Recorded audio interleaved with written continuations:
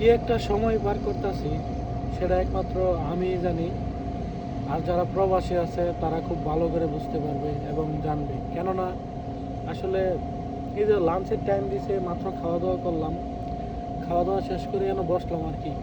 আর যেই পরিমাণের রোদ, যদি ভিতরে আমাদের এসি না থাকতো, আসলে আমাদের পুরাটাই কিন্তু ফ্রোজেন টাইপের আর কি। মানে প্রচুর পরিমাণে ঠান্ডা এখানে এবং ফ্রোজেনও আছে।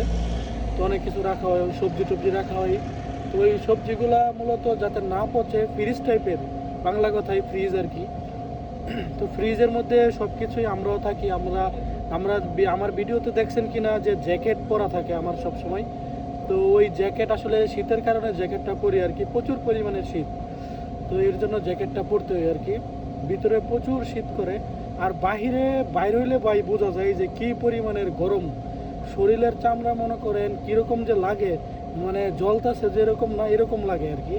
মানে রোদে আসলে এই যে এখন আমি একটা জায়গার মধ্যে বসে রয়েছি, চারপাশে ওয়ার হাউস আর কি।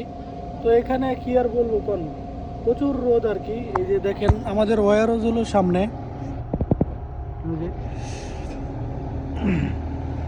এই যে এখানে পুরাটার মধ্যে মানুষ থাকে আর কি। বিশাল বড় ওয়ার হাউস। আর আমরা ওই সাইডে কাজ করি, ওই যে বলদিয়া ডাম বা যে পানির ট্যাঙ্কির যে ইয়াটা দেখা যাইতেছে ওই জায়গায় আর কি। তো এখানে মোটামুটি প্রচুর মানুষ কাজ করে আর কি। প্রচুর বললে ভুল হবে, মানে আছে আর কি কোনো রকম। যাই হোক, এটাই আর কি। তো সব কিছু মিলে আলহামদুলিল্লাহ বলতে গেলে তো খারাপ না।